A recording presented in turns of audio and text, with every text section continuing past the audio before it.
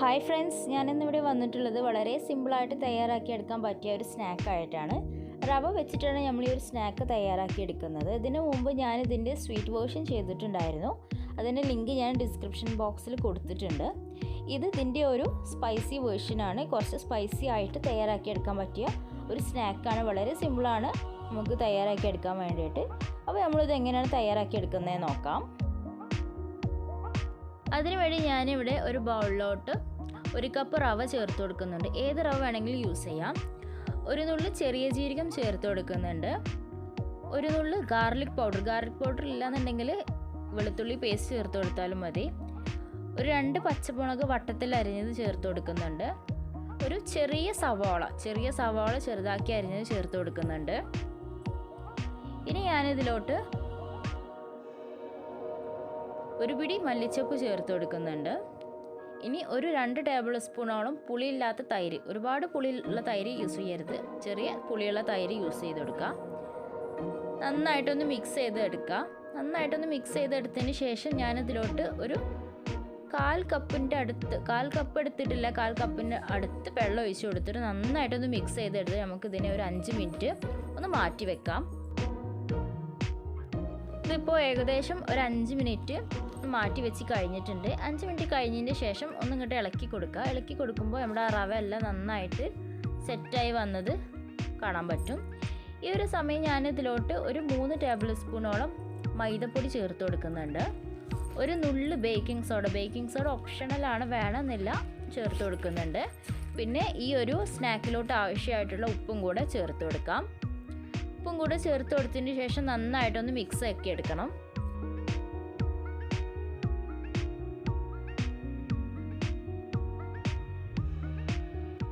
ഇനി നമുക്ക് നന്നായിട്ട് ചൂടായി വന്ന എണ്ണയിലോട്ട് ചെറിയ ബോൾസ് ആക്കി എടുത്തിട്ട് ഫ്രൈ ചെയ്തിട്ടെടുക്കണം. അപ്പോൾ എണ്ണ ഇവിടെ ചൂടാൻ വേണ്ടി വെച്ചിട്ടുണ്ട്. എണ്ണ നന്നായിട്ട് ചൂടായി വന്നതിന് ശേഷം വേണം നമ്മുടെ ഈ ഒരു സ്നാക്ക് ഫ്രൈ ചെയ്തെടുക്കാൻ വേണ്ടിയിട്ട്.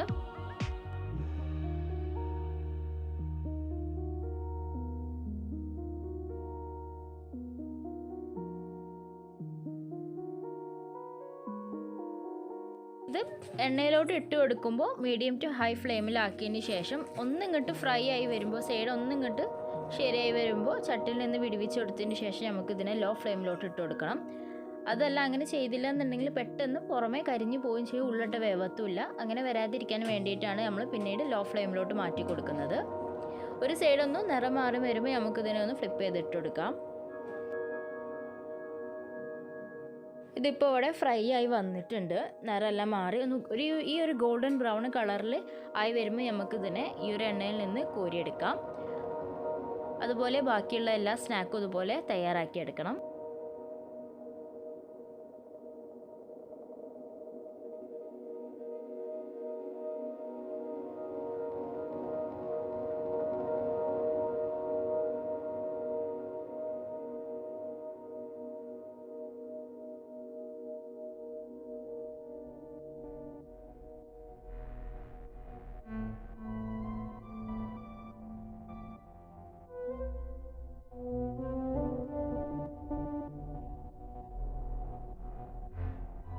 അപ്പോൾ നമ്മുടെ നല്ല ടേസ്റ്റി സ്പൈസി ആയിട്ടുള്ള റവ സ്നാക്ക് ഇവിടെ റെഡി ആയിട്ടുണ്ട്.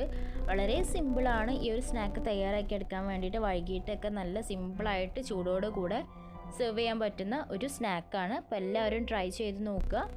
ഉള്ളെല്ലാം നന്നായിട്ട് വെന്ത് വന്നിട്ടുണ്ട്. പുറമേ നല്ല ക്രിസ്പിയും ഉള്ളിൽ നല്ല സോഫ്റ്റ് ആയിട്ടുമാണ് ഇരിക്കുന്നത്. ആ ഒരു തൈരെല്ലാം ചേർത്ത് കൊടുത്തുകൊണ്ട് ചെറിയൊരു പുളിയെല്ലാം ഉണ്ട്. നല്ല ടേസ്റ്റി ആയിട്ടുള്ള ഒരു സ്നാക്കാണ്. എല്ലാവരും ട്രൈ ചെയ്ത് നോക്കുക. ഫീഡ്ബാക്സൊക്കെ അറിയിക്കുക. ഇതുവരെ എൻ്റെ ചാനൽ സബ്സ്ക്രൈബ് ചെയ്തിട്ടില്ലെങ്കിൽ സബ്സ്ക്രൈബ് ചെയ്തുകൊണ്ട് തന്നെ സപ്പോർട്ട് ചെയ്യുക. മറ്റൊരു വീഡിയോ ആയിട്ട് വരുന്നത് വരെ ബൈ.